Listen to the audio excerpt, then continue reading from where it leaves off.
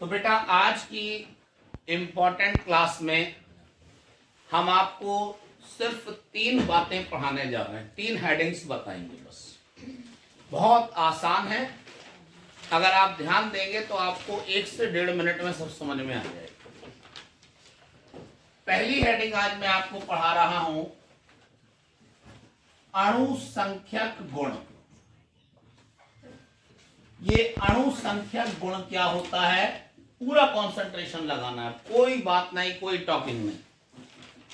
अणु संख्यक गुण को इंग्लिश में हम नाम देते हैं कॉलीगेटिव प्रॉपर्टी। अणु संख्यक गुण को इंग्लिश में क्या कहते हैं? Colligative property. तो क्या होती है ये कॉलीगेटिव प्रॉपर्टी, क्या होते हैं अणु संख्यक गुण, पूरा कंसंट्रेशन लगाएंगे। हम लिखेंगे किसी विलयन के वे गुण, किसी भी विलयन के वे गुण जो कणों की संख्या पर निर्भर करते हैं, कणों की संख्या पर निर्भर करते हैं, अणु संख्यक गुण कहलाते हैं। तो किसी भी विलयन के वे गुण जो कणों की संख्या पर निर्भर करते हैं अणु संख्यक गुण कहलाते हैं। अणु संख्यक गुण ना तो अणुओं के आकार पर निर्भर करते हैं, ना उनकी आकृति पर निर्भर करते हैं, ना उनकी संरचना पर निर्भर करते हैं, ना उनके संगठन पर निर्भर करते हैं। ये केवल आपको याद रखना है कि कणों की संख्या पर निर्भर करते हैं। तो जो अणु संख्यक गुण हैं वो कभी भी अणु के आकार पर निर्भर नहीं करते हैं कि अणु का आकार छोटा है कि बड़ा है, कोई मतलब नहीं। आकृति पर भी नहीं निर्भर करते, अणु चपटा है, गोल है, चौकोर है, तिकोना है, कुछ मतलब नहीं। संरचना पर भी निर्भर नहीं करते हैं, अणु की आकृति चतुष्फल की है या कोणी है या त्रिकोणी है, कोई मतलब नहीं। संगठन पर भी निर्भर नहीं करते हैं, मतलब कि अणु जो है वो किस प्रकार के परमाणुओं से मिलकर बना है, अणु किन किन परमाणुओं से मिलकर बना है, इसी को बोलते हैं संगठन। इस बात पर भी निर्भर नहीं करते। तो ये केवल किस पर निर्भर करते हैं? तो ये केवल निर्भर करते हैं कणों की संख्या। तो किसी विलयन के वे गुण जो कणों की संख्या पर निर्भर करते हैं क्या कहलाते हैं? अणु संख्यक गुण कहलाते हैं। अणु संख्यक गुण के उदाहरण होते हैं जैसे कि क्वथनांक उन्नयन। क्या होता है? क्वथनांक उन्नयन। इसके बाद होता है हिमांक अवनमन। इसके बाद होता है वाष्प दाब अवनमन, और लास्ट में होता है परासरण दाब। क्या होता है? तो अणु संख्यक गुण कितने होते हैं? 4। कौन कौन से? क्वथनांक उन्नयन, दूसरा तीसरा वाष्प दाब अवनमन, और चौथा परासरण दाब।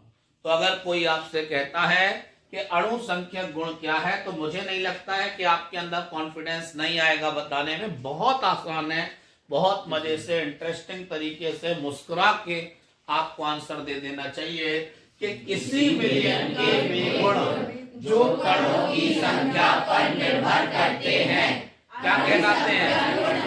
अणु संख्यक गुण कहलाते हैं। अणु संख्यक गुण ना तो अणुओं के आकार पर निर्भर करते हैं, ना उनकी आकृति पर निर्भर करते हैं, ना उनकी संरचना पर निर्भर करते हैं, ना उनके संगठन पर निर्भर करते हैं, बल्कि ये केवल कणों की संख्या पर निर्भर करते हैं। जैसे कि क्वथनांक उन्नयन, हिमांक अवनमन, वाष्प दाब, परासरण दाब आदि। क्लियर? तो कोई दिक्कत नहीं होगी। अणु संख्यक गुण को इंग्लिश में क्या कहते हैं? Colligative property. क्या बोलते हैं? Colligative property. चलिए खैर, अणु संख्यक गुण के बाद अब हम लोग आगे बढ़ेंगे। अणु संख्यक गुण के बाद मैं अब आपको नेक्स्ट हेडिंग बताने जा रहा हूं, और इस हेडिंग को हम लोग कहते हैं कि परासरण दाब का जो निर्धारण है वो किस विधि द्वारा किया जाता है। सब लोग ध्यान देना, परासरण दाब का निर्धारण किस विधि द्वारा किया जाता है। सुनो, मैं आपको बता दूं कि परासरण दाब का निर्धारण वैसे तो बहुत सारी विधियों से कर सकते हैं, लेकिन सबसे इंपॉर्टेंट विधि है बर्कले हार्टले विधि। कौन सी विधि?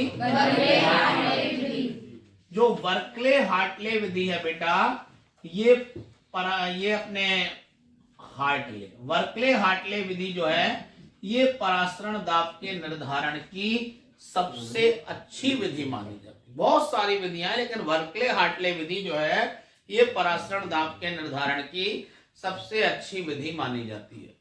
प्रश्न आता है कि बर्कले हार्टले विधि परासरण दाब के निर्धारण की सबसे उत्तम, सबसे अच्छी विधि क्यों मानी जाती, क्या कारण है? पेपर में आ जाता है कई बार कि बर्कले हार्टले विधि परासरण दाब के निर्धारण की सबसे अच्छी विधि क्यों मानी जाती है। तो मैं आपको बता दूं, इसके 3 कारण हैं। 3 कारण। पहला कारण, इस विधि द्वारा परासरण दाब का निर्धारण करने में कम समय लगता है।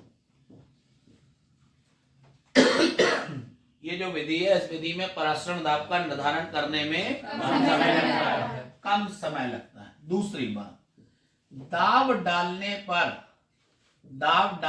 पर अर्ध पारगम्य झिल्ली फटती नहीं।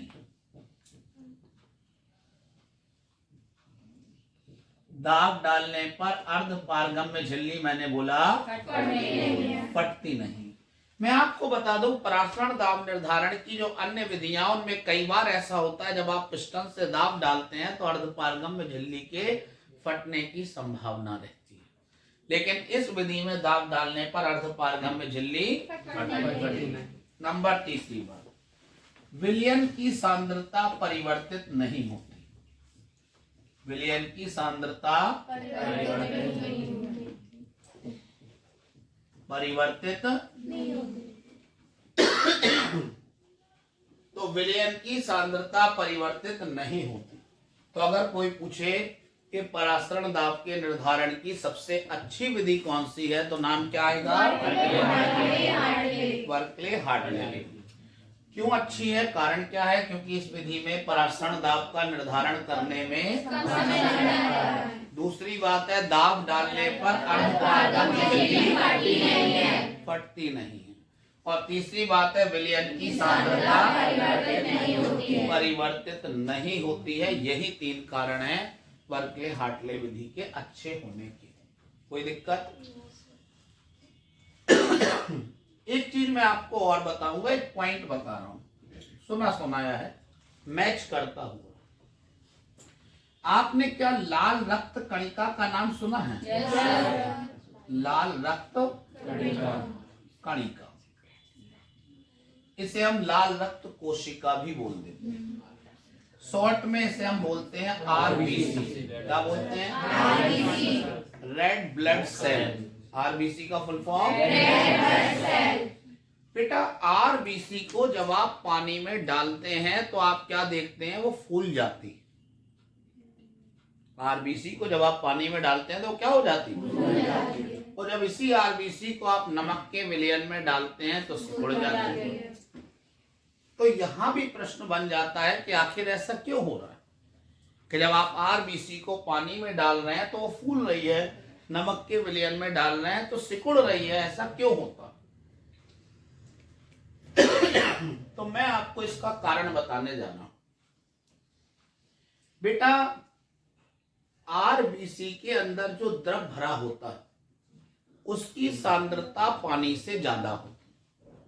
आरबीसी के अंदर जो द्रव भरा है उसकी सांद्रता पानी से ज्यादा होती है, जिससे परासरण की क्रिया के कारण से जो पानी था वो आरबीसी के अंदर प्रवेश कर जाता है।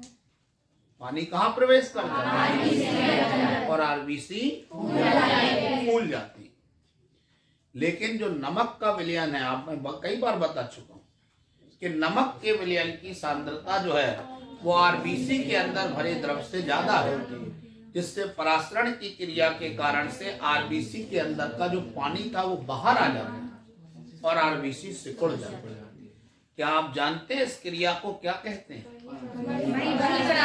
वही परासरण, लेकिन इसका एक बायोलॉजिकल नाम भी है इस क्रिया का। इसे हम जीव द्रव्य संकुचन कहते हैं। इस क्रिया को क्या बोलते हैं? बायोलॉजिकल नेम के हिसाब से इस घटना को बोला जाता है इंग्लिश में कहते हैं प्रोटोप्लाज्मिक कॉन्ट्रैक्शन। समझे ना? तो जब हम लोग लाल रक्त कणिका को यानी आरबीसी को नमक के विलयन में डालते हैं तो हमने बताया कि नमक के विलयन की सांद्रता ज्यादा होती है, जिससे परासरण की क्रिया के कारण से कोशिका के अंदर का पानी बाहर आ जाता है और कोशिका सिकुड़ जाती है। इस क्रिया को क्या कहते हैं? इस क्रिया को हम लोग कहते हैं जीव द्रव्य संकुचन। क्या नाम देते हैं? जीव द्रव्य संकुचन। कोई दिक्कत किसी को? समझ में आ गया ना? क्लियर? इसको लिखवा दिया जाए क्या? Yes sir. गुड।